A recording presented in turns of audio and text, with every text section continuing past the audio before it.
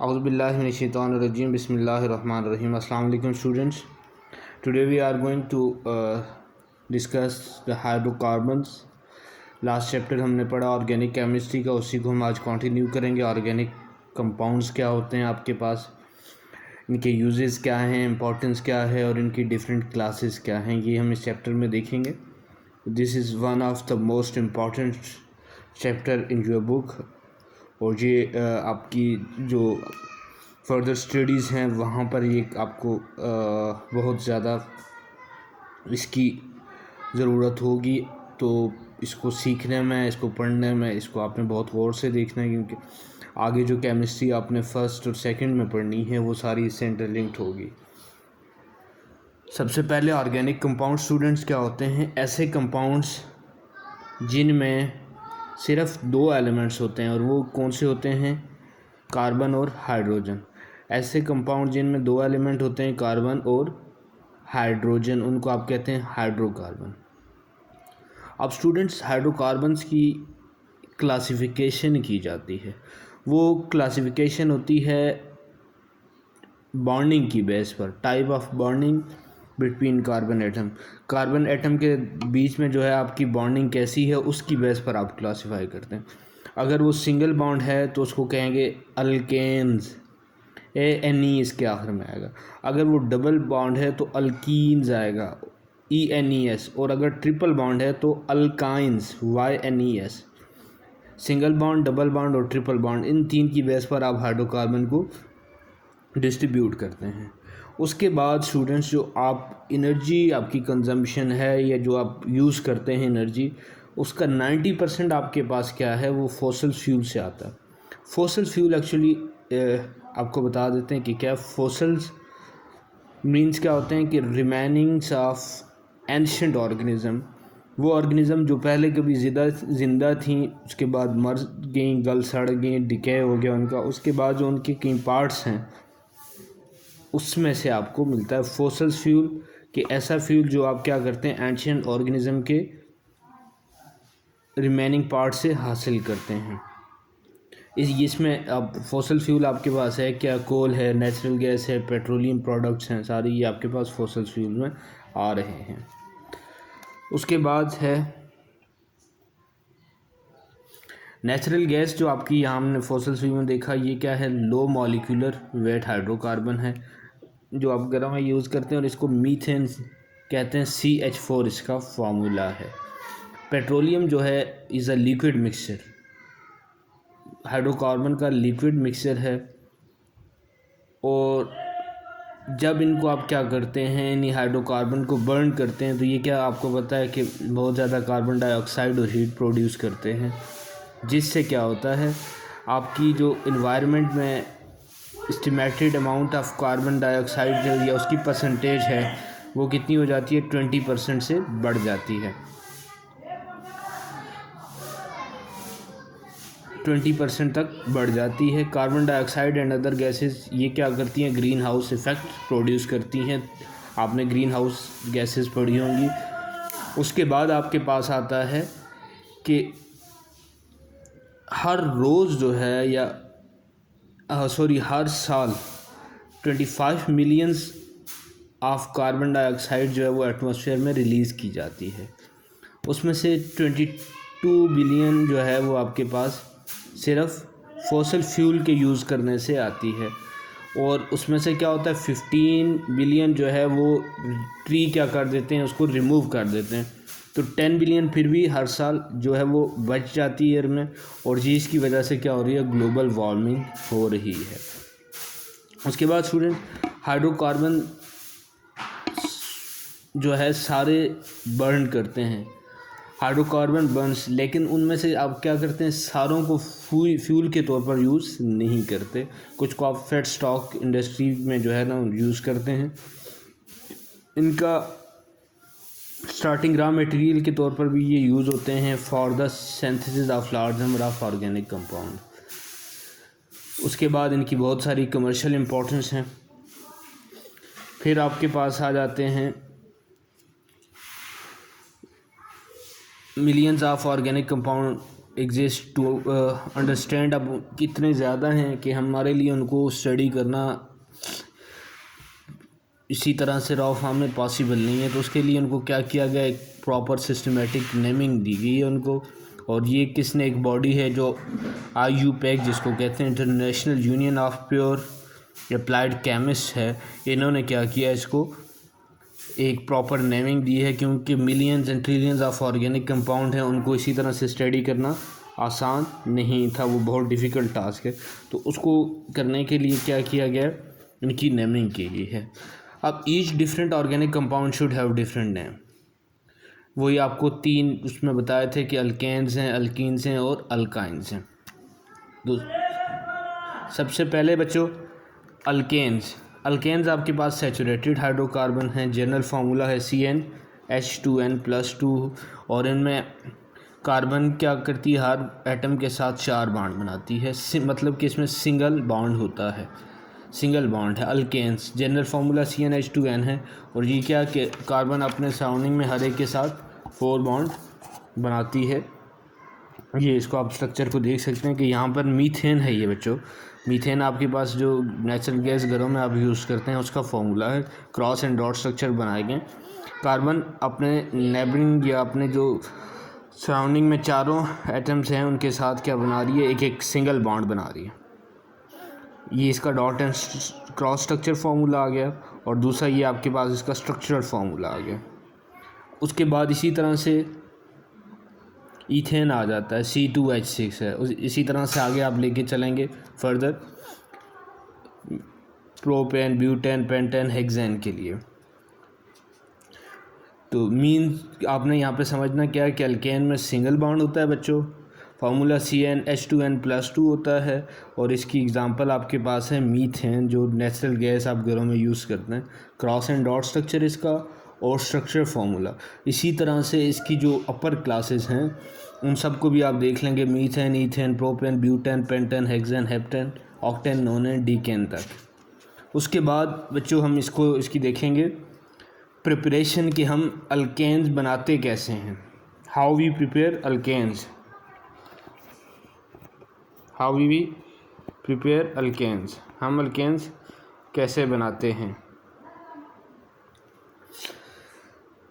हम क्या करते हैं, अल्काइंस जिनमें ट्रिपल बॉन्ड होता है, हम वहाँ पे क्या करते हैं, उसमें हाइड्रोजन ऐड करते हैं।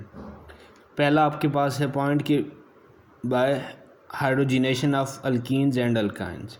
सबसे पहले आपके पास अल्काइंस हैं, ये ट्रिपल बॉन्ड जब इसमें है, इसमें आप क्या करते हैं, हाइड्रोजन ऐड करते हैं, और ये आपके पास कैटलिस्ट है निकल, और टेम्परेचर आपके पास 200 से 300 सेंटीग्रेड तक है। ये अल्काइंस बच्चों ब्रेकअप होता है अल्कीन्स में, ट्रिपल बॉन्ड टूट जाता है डबल बॉन्ड में। उसके बाद आप क्या करते हैं, अच्छा यहाँ पर जो कैटलिस्ट हैं वो इसके अलावा निकल है, प्लैटिनम है, और ये 3 कैटलिस्ट आप इसमें यूज़ कर सकते हैं। प्लैटिनम रूम टेम्परेचर पर। Alkynes add 2 molecule of hydrogen वाई। उसके बाद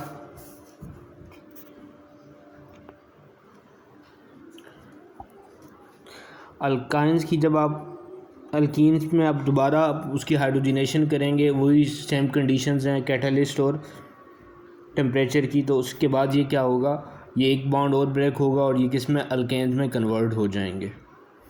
दूसरा मेथड है बच्चों reduction of alkyl halide. Alkyl halide में आप क्या करते हैं, when alkyl halide is heated, जब आप क्या करते हैं अल्काइल हैलाइड को जिंक के साथ in the presence of aqueous acid, वो सल्फ्यूरिक एसिड हो सकता है, सॉरी हाइड्रोक्लोरिक एसिड है।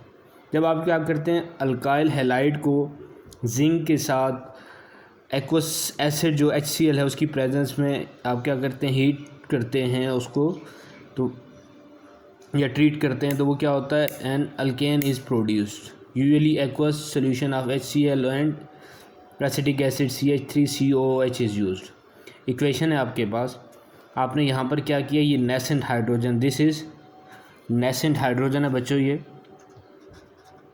इसको आपने याद रखना है। न्यूली बॉर्न, ये आपने देखी होगी अक्सर कहीं आप जोहड़ या तालाब वगैरह के आसपास से गुजरते हैं तो वहाँ पे बुलबुले बन रहे होते हैं और टूट रहे होते हैं, दैट इज़ नेसेंट हाइड्रोजन, एक बनती और टूटती रहती है।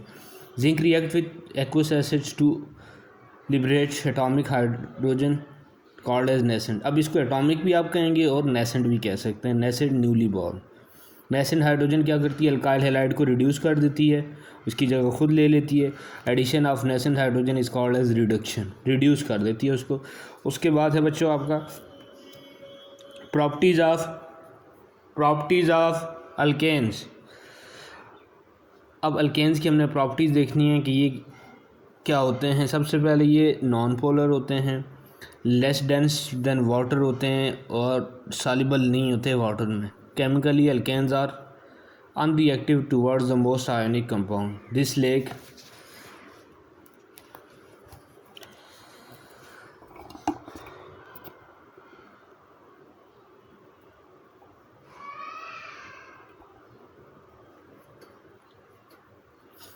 of reactivity make them useful solvents. अब ये लेस रिएक्टिव होते हैं, नॉन पोलर होते हैं, लेस डेंसर देन वाटर होते हैं और वाटर में सॉल्युबल नहीं होते, और ये अनरिएक्टिव होते हैं स्पेसिफिकली टूवर्ड्स किसके लिए आप कहेंगे, आयोनिक कंपाउंड के लिए। ये इनकी प्रॉपर्टी जो है इनको क्या करती है, यूज़फुल सॉल्वेंट बना देती है। फॉर एग्जांपल हेक्सेन जो आपके पास है, extract vegetable oil from the corn, soybean और cotton seeds etcetera.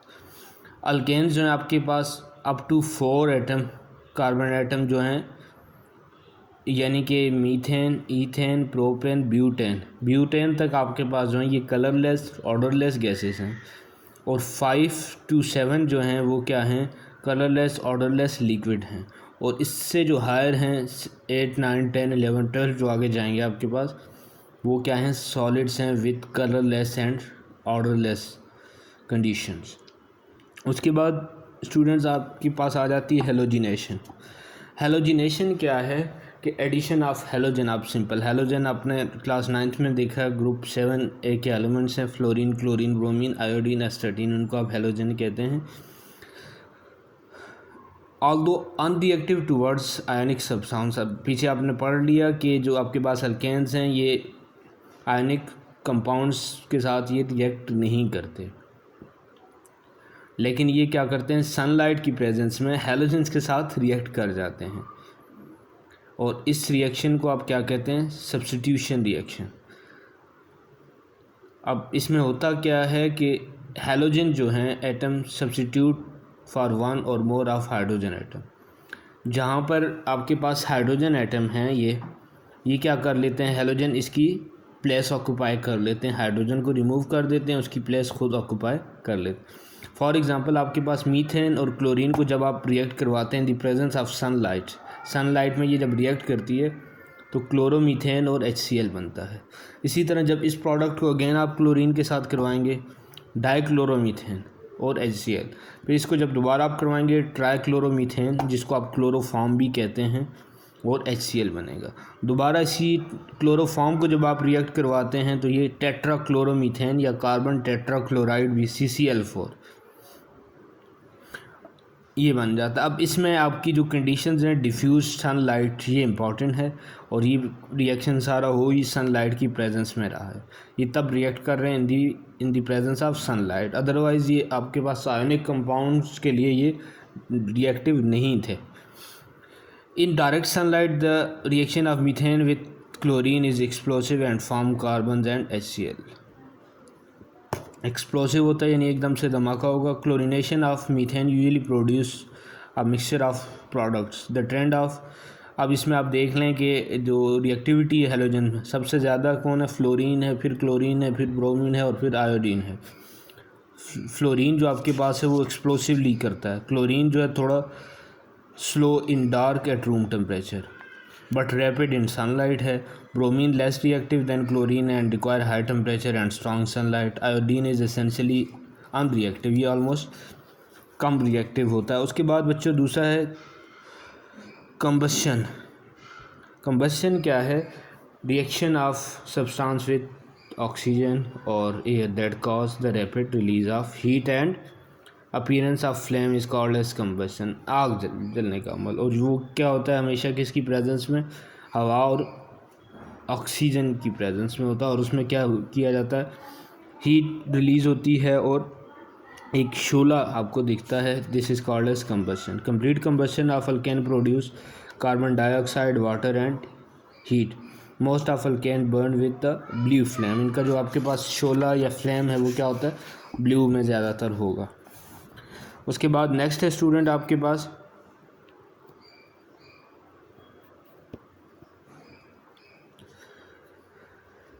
Natural gas है। जब ये बर्न होती है ऑक्सीजन के साथ तो कार्बन डाइऑक्साइड, वाटर और हीट प्रोड्यूस होती है। फिर हैं अल्केन्स की प्रॉपर्टीज़ के lighter alkanes are widely used as fuel. This is because, अब क्वेश्चन आपको आ सकता है कि लाइटर अल्केन्स जो हैं उनको फ्यूल के तौर पर क्यों यूज़ किया जाता है। तो उसकी 3 रीज़न है। एक तो क्या उनकी कंबशन कंट्रोल होती है, दूसरा क्या होता है कि वो ज़्यादा अमाउंट ऑफ हीट प्रोड्यूस करते हैं पर ग्राम में, और तीसरा क्या वो चीप भी हैं और इजीली आपको अवेलेबल भी हैं। अगर इनकम्प्लीट कंबशन होती है, ऑक्सीजन लिमिटेड अमाउंट में हो, तो इनकम्प्लीट कंबशन क्या आपको देगी, कार्बन मोनोऑक्साइड, कार्बन और वाटर। इनकम्प्लीट कंबशन हुई, इसमें कार्बन मोनोऑक्साइड, कार्बन और वाटर प्रोड्यूस है। उसके बाद यूजेज ऑफ मीथेन है, सॉरी आपके पास methane is used as domestic fuel. जो सुई गैस आप यूज़ करते हैं, ये सुई इसलिए कि आपके पास जहाँ से इसकी एक्सप्लोरेशन हुई है that is the district of Balochistan. सुई वो पॉइंट है बलूचिस्तान के डिस्ट्रिक्ट में जहाँ से ये आपने एक्सट्रैक्ट की है। उसके बाद CNG जो ऑटोमोबाइल्स में यूज़ होता है, कंप्रेस्ड नेचुरल गैस है। और यूरिया जो आपकी खादें वगैरह उनको बनाने में इसको इस्तेमाल करते हैं। नेक्स्ट है स्टूडेंट्स आपके पास अल्कीन्स वही सेम चीज़ आ गई, सिर्फ यहाँ पर क्या है, डबल फार्मूला आ गया है। वहाँ पर कार्बन कार्बन में सिंगल था, यहाँ कार्बन कार्बन में डबल बॉन्ड है। इनका फार्मूला CnH2n है। यहाँ पर क्या होता है, 2 कार्बन एटम आपस में क्या करते हैं, 2 पेयर्स ऑफ इलेक्ट्रॉन शेयर करते हैं। यहाँ पे ये देख लें, ईथेन है, प्रोपेन है, ब्यूटेन है, पेंटेन है, इसी methene, ethene, propane, butene, pentene, hexane, इसी तरह से जाएगा आपके पास। उसके बाद इनका आपके पास प्रिपरेशन आती है कि how you prepare them.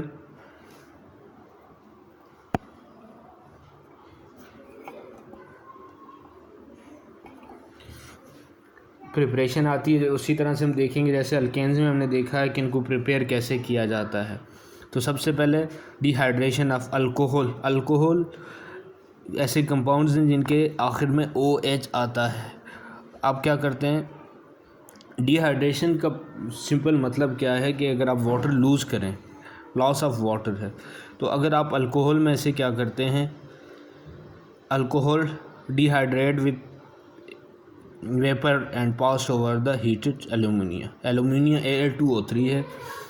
Ethanol है ये आपके पास। इथेनॉल को अगर आप क्या करते हैं, एलुमिनियम से गुजारते हैं with high temperature that is 340 to 450 centigrade, तो ये क्या बनता है आपके पास, इथेन, और वाटर यहाँ से रिमूव हो गया। This is dehydration, removal of water. इसके बाद है आपके पास फास्फोरिक एसिड है बच्चों, H3PO4 and phosphoric pentaoxide P4O10 can also be used as catalyst. अब यहाँ पे आपने कैटलिस्ट जो यूज़ किया था वो एलुमिनियम था, Al2O3, लेकिन आप यहाँ पे फास्फोरिक एसिड और फास्फोरिक पेंटाऑक्साइड को भी यूज़ कर सकते हैं for the dehydration of alcohol. Concentrated sulphuric acid को भी आप डिहाइड्रेशन के लिए यूज़ कर सकते हैं, जैसे ये आपके पास कंडीशन नज़र आ रही हैं, कंसनट्रेटेड सल्फ्यूरिक एसिड। और इसमें टेम्परेचर जो है as compare to the first one जो डिहाइड्रेशन ऑफ अल्कोहल थी, जहाँ पर एलुमिनियम आपने यूज़ किया था, उसकी निस्बत यहाँ पर टेम्परेचर कम है, 140 to 170 सेंटीग्रेड है। इसमें आपके पास वाटर रिमूव हो गया है। Note that dehydration reaction OH group is removed from 1 carbon and H is from the adjacent. अब OH एक से रिमूव किया जाएगा जैसे ये, और यहाँ से एक एडजेसेंट आप क्या कर लेते हो, एक हाइड्रोजन दूसरे साथ वाले से, एडजेसेंट मतलब उसके साथ जो जुड़ा हुआ है उससे रिमूव करते हो। उसके बाद students dehydration of alkyl halides हैं। अल्काइल हैलाइड की डिहाइड्रेशन से भी आप क्या बना सकते हैं, अल्कीन्स बना सकते हैं। अल्काइल हैलाइड को जब आप क्या करते हैं, पोटाशियम अल्कोहलिक पोटाशियम हाइड्रोक्साइड के साथ क्या करते हैं, react alkyl halide on heating with alcoholic potassium hydroxide. Alcoholic potassium hydroxide के साथ जब अल्काइल हैलाइड को आप रिएक्ट करवाते हैं तो ये क्या होती है, डिहाइड्रेशन होती है, मीन्स कि यहाँ से वाटर जो है आपका रिमूव हो जाता है। वाटर रिमूव होता है तो आपको क्या मिलता है, यहाँ पर भी alkyne.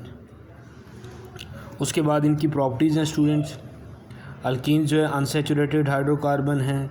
First 3 member ethene, propene और ब्यूटीन ये गैसेस हैं, वाइल 5 से जो 15 तक हैं आपके पास वो लिक्विड हैं, और इससे हायर जो हैं ये सॉलिड्स हैं। These are very important.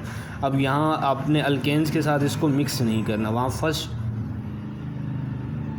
4 थी शायद, और फिर 5 to 7 जो थी वो लिक्विड थी, फर्स्ट 4 गैसेस थी, और उसके बाद सॉलिड थी। यहाँ पे फर्स्ट 3 जो हैं आपके पास क्या हैं, गैसेस हैं, और 5 से 15 तक जो है लिक्विड हैं, और उसके ऑनवर्ड जो है आपके पास वो क्या हैं, सॉलिड हैं।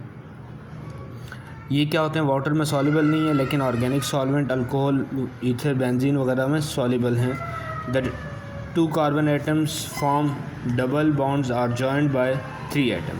Since carbon atom can join to form 4 atom, so other molecules can take at the site of double bond. उसके बाद इनके रिएक्शंस हैं हैलोजन्स के साथ, कि आपके जो अल्कीन्स हैं हैलोजन के साथ रिएक्ट करके क्या बनाते हैं। फर्स्ट आप देख लें कि क्लोरीन को जब आप ऐड करते हैं, क्लोरीन और ब्रोमीन को जब आप डबल बॉन्ड के साथ ऐड करते हैं तो क्या होता है, 1 chlorine atom become attach to the 1 carbon and the other to the. यहाँ पे जब आपने क्या किया, क्लोरीन को रिएक्ट करवाया Cl2 को इसके साथ, तो आप देखेंगे कि एक क्लोरीन एक कार्बन के साथ अटैच हो गया और एक दूसरे के साथ। Such type of reaction is called as addition reaction. Alkane react with bromine water in the same way. अब ब्रोमीन के साथ रिएक्ट करवाया तो यहाँ भी एक ब्रोमीन इस कार्बन के साथ अटैच हो गया और एक इस कार्बन के साथ। इथेन जो आपके पास कलरलेस रेडिश ब्राउन है आपके पास, और इसको आप नेम क्या देंगे, ये 1 पोजीशन 1 है, 1 और 2, 1,2 स्लैश डाई ब्रोमो इथेन, ये भी कलरलेस है आपके पास। ब्रोमीन आपके पास क्या रेडिश ब्राउन लिक्विड है and is the product is colourless. ज़ाहिर है जो रिएक्टेंट हैं कलरलेस हैं तो प्रोडक्ट भी इसकी colourless. When bromine water is added to alkane the reddish brown colour disappear. द decolorization of bromine solution is frequently used as the simple test for the presence of unsaturated hydrocarbon. This is important one. Alkynes also give the reaction. कौन सा, section 12.32 में आप देखा। उसके बाद reaction है KMnO4 के साथ। इसमें क्या है कि when an alkane is treated with diluted alkaline aqueous solution of KMnO4, तो इसमें क्या होता है, 1% addition of hydroxyl group occur across the double bond. The pink color of KMnO4 solution is discharged during the reaction. This reaction is used as a test for the presence of alkanes and is known as Bayer test. Alkane के साथ KMnO4 और water जब आप add करते हैं तो ये आपको क्या देता है, इथाइलिन ग्लाइकोल। दोनों पोजीशन पर OH ग्रुप अटैच्ड होता है, MnO2 और KOH जो है आपके पास अलहदा हो जाते हैं। ये अल्काइलिन जो है, इथाइलिन सॉरी, ये आपके पास एंटी फ्रीजिंग एजेंट के तौर पर भी यूज़ होती है। Thank you.